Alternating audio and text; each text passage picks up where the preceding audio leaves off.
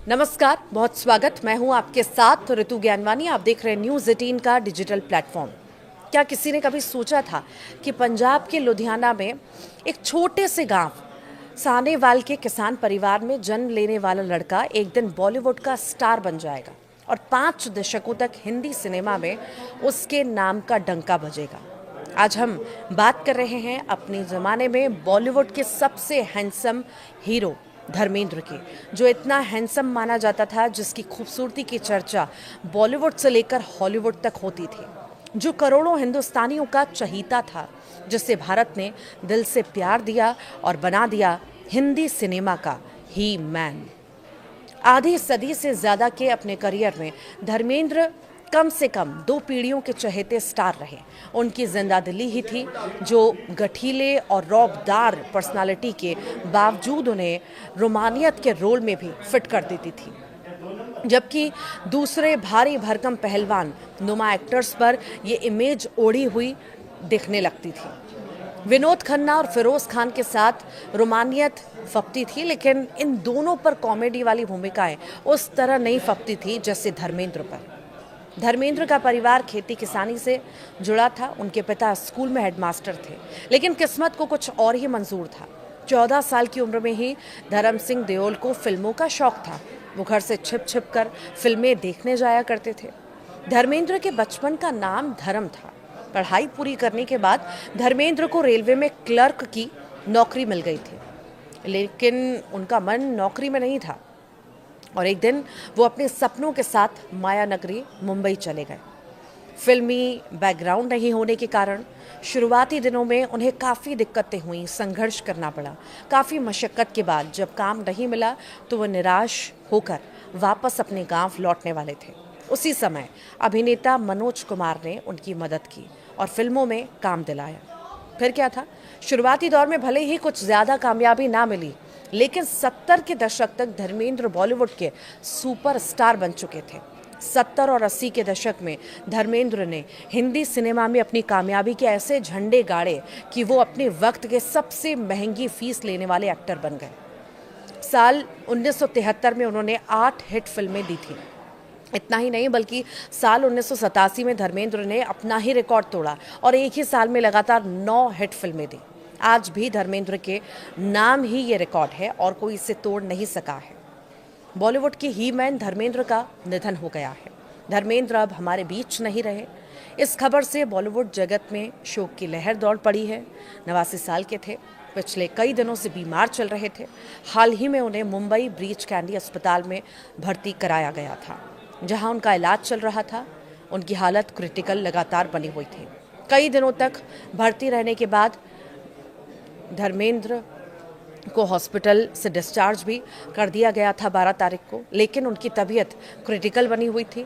धर्मेंद्र अगले महीने 8 दिसंबर को अपना 90वां जन्मदिन मनाने वाले थे और उनके ठीक ठाक घर लौट आने के बाद खबर थी कि उनका पूरा परिवार एक साथ धर्मेंद्र का 90वां जन्मदिन बड़े ही धूमधाम से मनाने वाला है।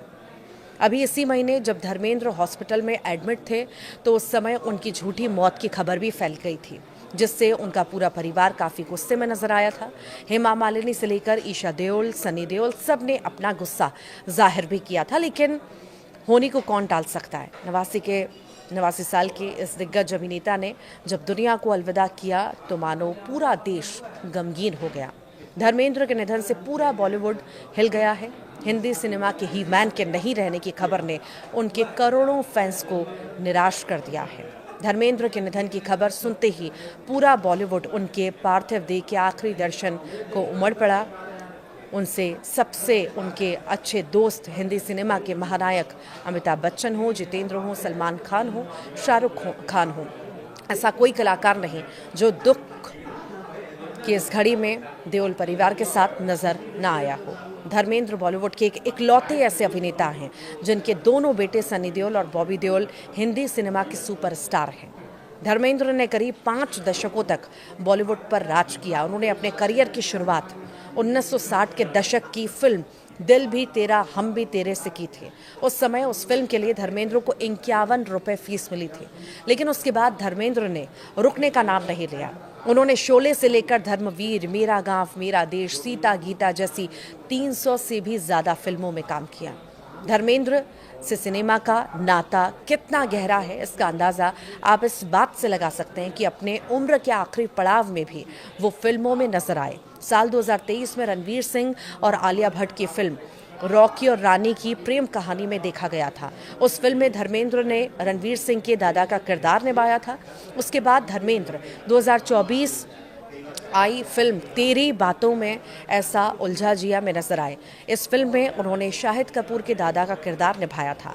धर्मेंद्र अपनी आखिरी सांस तक हिंदी सिनेमा में काम करते रहे। धर्मेंद्र आज हम सबके बीच नहीं है, लेकिन उनकी आखिरी फिल्म अगले महीने आने वाली है। फिल्म का नाम 21 है, जो कि एक युद्ध पर आधारित है। इस फिल्म में श्वेता बच्चन के बेटे अक्षय नंदा लीड रोल में है, तो वहीं धर्मेंद्र भी इस फिल्म के लिए काफ़ी ज़्यादा उत्साहित थे। उन्होंने फिल्म का ट्रेलर भी सोशल मीडिया पर शेयर किया था। धर्मेंद्र की आखिरी फिल्म 21 सिनेमाघरों में अगले महीने दिसंबर में रिलीज होगी। हिंदी भी सिनेमा में लगातार 6 दशक तक उनकी सक्रियता रही। 300 से ज़्यादा फिल्में की। ये बताने के लिए काफ़ी है कि धर्मेंद्र जैसे सुपरस्टार बार बार जन्म नहीं लेते। एक्शन हीरो के तौर पर पहचान बनाने वाले धर्मपाजी ने शोले, मेरा गांव मेरा देश, गुलामी, हकीकत, समाधि, सीता और गीता, धर्मवीर, गुलामी, बंटवारा जैसी बेहतरीन फिल्में की। एक तरफ धर्मेंद्र ने एक्शन हीरो के तौर पर पहचान बनाई थी, तो वहीं चुपके चुपके और प्रतिज्ञा जैसी फिल्मों में उन्होंने अपने शानदार अभिनय से ये बता दिया कि 70 mm के पर्दे पर वो केवल मार धाड़ ही नहीं, बल्कि अपनी अदाकारी से लोगों को हंसा भी सकते हैं।